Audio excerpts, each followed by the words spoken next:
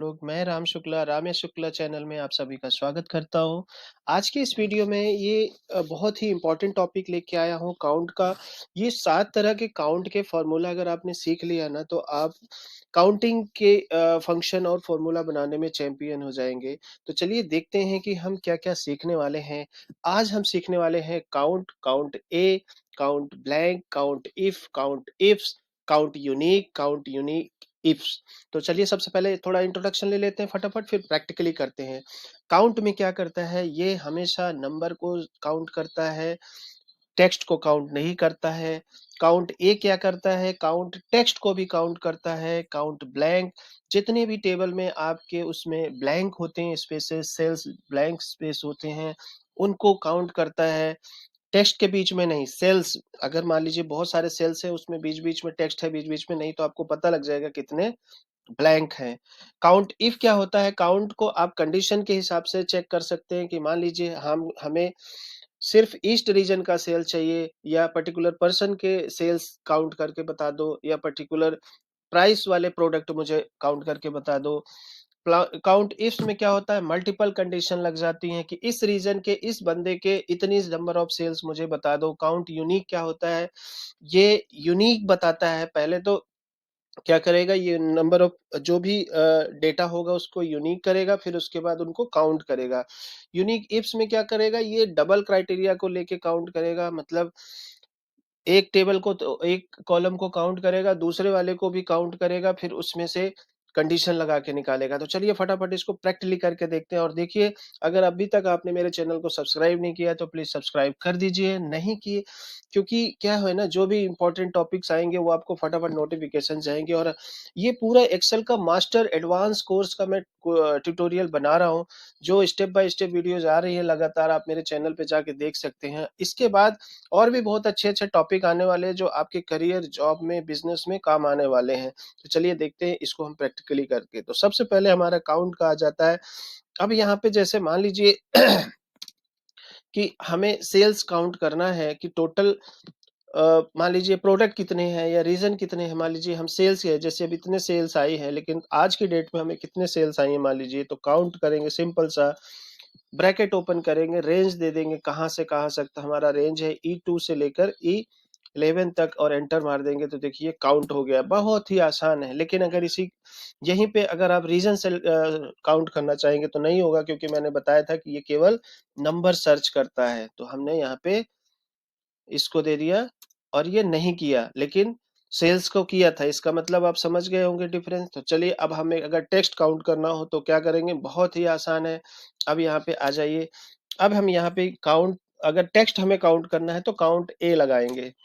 Count ए लगाने के बाद क्या होगा, हम रेंज दे देंगे काउंट, जहां से जहां तक काउंट करना है, और देखिए इसने काउंट कर दिया है। आप समझ गए, बहुत ही आसान है। अब चलिए फटाफट हम चलते हैं, चेक करते हैं काउंट ब्लैंक को। तो काउंट ब्लैंक, मान लीजिए यहाँ पे नंबर ऑफ सेल्स है, इसमें 4-5 सेल्स ऐसी है जो खाली है, और हमें चेक करना है कि जो जो स्पेसेस जिसमें नहीं है वो खाली मिल जाए हमें, और हम उसको रिमूव कर दें या कुछ उसको फिल कर दें। हम देख सकते हैं, मान लीजिए हमने कोई टेबल बनाई है, हम सभी का देखना चाहते हैं, उसमें 5 लोग हैं, किसकी किसकी आज की डेट में सेल आई है। जिसकी ब्लैंक होंगी उसकी सेल नहीं आई, और हम चेक करना चाहते हैं कि किसकी नहीं आई है। तो हम क्या करेंगे, काउंट ब्लैंक, एंटर मारेंगे, और हम यहाँ पे रेंज दे देंगे यहाँ से यहाँ तक, और एंटर मारेंगे। अब देखिए 4 तो ब्लैंक है, देखिए ये 4 है। अगर हम इसको भी डिलीट मार देते हैं, देखिए 5 हो जाएंगे, 6 हो जाएंगे। कम करना है, जैसे मान लीजिए यहाँ पे हमने कर दिया तो ये कम होते गए, और अब कोई खाली नहीं है तो ये काउंट कर रहा है। अब नेक्स्ट आता है हमारा जो बहुत इंपॉर्टेंट है, कंडीशन के हिसाब से। देखिए एक एग्जांपल है, जैसे मान लीजिए यहाँ पे हमारे 4 टेबल है, रीजन है, हम जानना चाहते हैं कि ईस्ट रीजन में कितनी सेल हुई हैं। ठीक है, हम जानना चाहते हैं नंबर प्रोडक्ट 1 कितने सेल हुए हैं। तो अगर अभी मैं ईस्ट रीजन है, जो इस वाले G3 में मैंने ईस्ट रखा हुआ है। ये बहुत सारा जब डेटा आपके पास होता है और सर्च करना होता है तो उसके लिए है। अब हमें यहाँ पे काउंट करना है कंडीशन के बेस पे। तो हम क्या करेंगे, इसको डिलीट मार देंगे, equal to count if, bracket open, range. आपको करना क्या है, क्या काउंट करना है, तो हमें करना है सी से लेकर से 11, ठीक है। और क्या करना है, कंडीशन क्या होगी, हमें ईस्ट का केवल करना है कि नंबर ऑफ ईस्ट का हमें सिर्फ लेना है और एंटर मार देना। देखिए ईस्ट के कितने हैं, 3 सेल हुई हैं। और अगर हमें वेस्ट का करना है तो 2 सेल हुई हैं। साउथ का करना है तो 3 सेल हुई हैं, ठीक है। नॉर्थ का करना है तो 2 सेल हुई हैं। तो ये हो गया काउंट इफ। अब हमें प्रोडक्ट 1 का अगर मान लीजिए करना है तो कुछ नहीं करना है, तो हमें यहाँ पे मान लीजिए प्रोडक्ट का करना है तो इसको हम रिमूव कर देते हैं, इसको भी रिमूव कर देते हैं। Equal to count if, bracket open, हमें प्रोडक्ट रेंज पूरी सेलेक्ट कर लेनी है, कॉमा लगा लेना है। और जो भी G3 में यहाँ पे हम एंटर करेंगे वो आ जाएगा। तो हम क्या करेंगे, G3 दे देंगे क्राइटेरिया में कि कहाँ से सर्च मारेगा। अभी कुछ नहीं, हमने डाला प्रोडक्ट 1। तो देखिए प्रोडक्ट 1 जो है वो 2 सेल हुई है हमारी, ठीक है। अब हम जानना चाहते हैं प्रोडक्ट 5। प्रोडक्ट 5 भी 2 सेल हुई है। यहाँ पे देखिए एक ये है, एक ये है। अब हम प्रोडक्ट 3 करना चाहते हैं।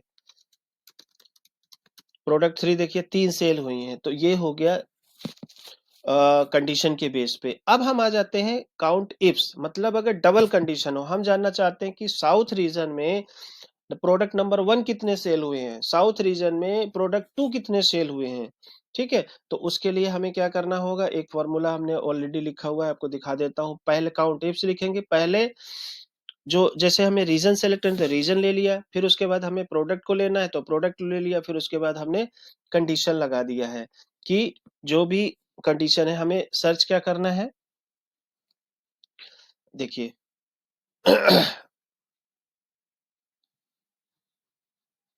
हम्म, अब हम यहाँ पे देखना चाहते हैं काउंट इफ्स, एंटर मारा। अब हम चाहते हैं कि क्या सर्च करना है, प्रोडक्ट सर्च करना है, कॉमा जो भी हम यहाँ पे एंटर करें F5 में, तो हमने ये ले लिया F5। मतलब हम यहाँ पे रीजन सॉरी गलत हो गया, G5। मतलब प्रोडक्ट जो भी हम डालेंगे वो। दूसरा क्या है, हमें क्या सर्च मारना है, रीजन। हमने यहाँ से यहाँ तक रीजन ले लिया, कॉमा ले लिया।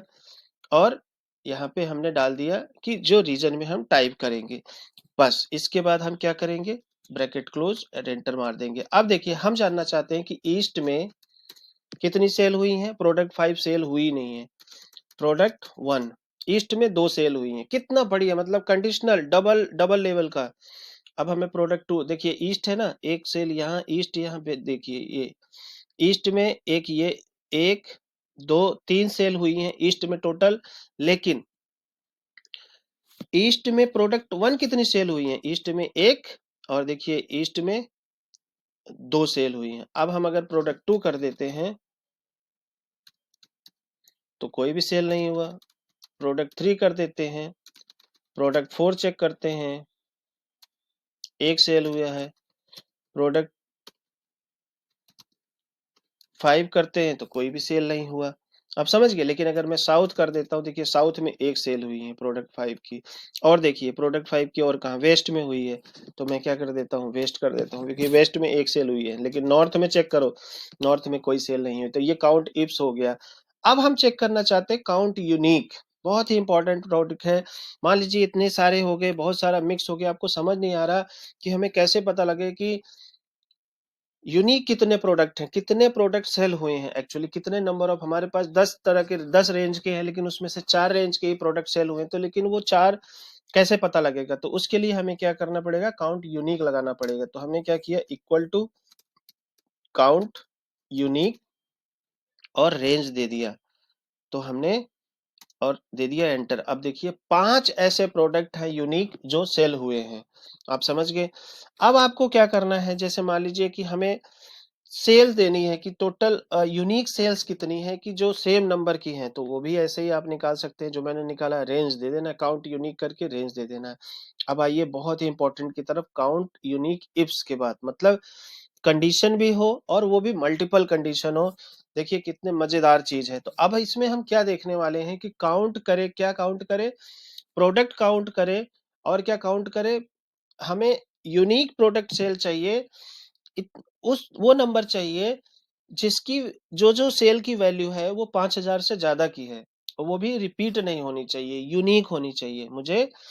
यूनिक नंबर ऑफ प्रोडक्ट चाहिए जिनकी सेल 5000 से ज्यादा हुई। तो हम क्या करते हैं, सबसे पहले equal to count unique ifs, range दे दिया पहला, कॉमा, ठीक है। और कहां से हमें चेक कराना है, यहां से दे दिया। दूसरा कॉमा, अब हम क्राइटेरिया देंगे। क्राइटेरिया क्या है हमारा, कोट में डालेंगे ग्रेटर देन 5000, कोट बंद, ब्रैकेट क्लोज, एंटर। देखिए 4 ऐसी सेल है। पहले तो इसने क्या किया, इसका यूनिक निकाला, फिर उसने यहाँ पे जाके चेक किया, ये रेंज दे दिया जहां से हमें चेक कराना है, और फिर हमने उसको बोला कि लेकिन इसमें भी हमें 5000 से ज्यादा वाले चाहिए, 5000 से कम वाले नहीं चाहिए। ठीक है, अगर मैं इसको 5000 इक्वल टू दे देता हूं तो देखिए ये बढ़ जाएगा।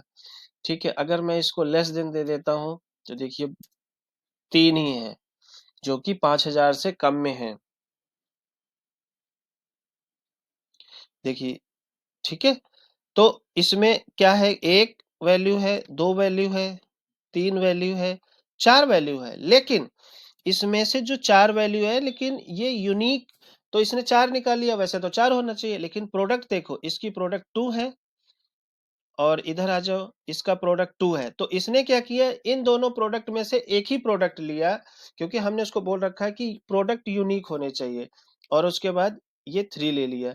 अगर मैं इसी को प्रोडक्ट टू को प्रोडक्ट फाइव कर देता हूं, देखो क्या आता है, क्योंकि प्रोडक्ट फाइव भी ऑलरेडी है।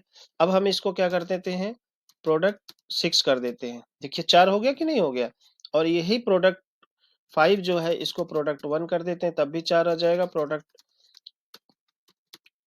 टू करेंगे तब देखिए तीन हो गया, क्योंकि प्रोडक्ट टू के मल्टीपल हो गए। तो इसने प्रोडक्ट को यूनिक किया, और सेल्स में से चेक किया कि क्या ये 5000 से कम है, तो जैसे ही उसने लेस देन दिखाया और उसने यूनिक निकाल दिया। बहुत ही इंपॉर्टेंट फॉर्मूला है, आपको काउंटिंग करने में, रिपोर्ट दिखाने में, सेल्स रिपोर्ट बनाने में बहुत हेल्पफुल होने वाला है। आप इसको अच्छे से देखिए, बार बार देखिए और प्रैक्टिस कीजिए, और फिर कमेंट में बताइए कि आपको कैसा लगा। कहीं कोई दिक्कत है तो प्लीज मुझे इसमें कमेंट कर सकते हैं, मैं और अच्छे से आपको समझाने की कोशिश करूंगा। अगर हो सका तो मैं आपको एक वेबिनार भी दे सकता हूँ। आई होप कि आपको ये वीडियो अच्छी लगी हो। अगर अच्छी लगी हो तो प्लीज लाइक करें, कमेंट करें, शेयर करें, सब्सक्राइब करना तो बिल्कुल मत भूलें, क्योंकि आने वाले समय में बहुत अच्छी अच्छी वीडियो, इंपॉर्टेंट वीडियो आने वाली हैं जो आपके जॉब में और बिजनेस में काम आने वाली है। मिलते हैं अगली वीडियो में, अभी के लिए थैंक यू।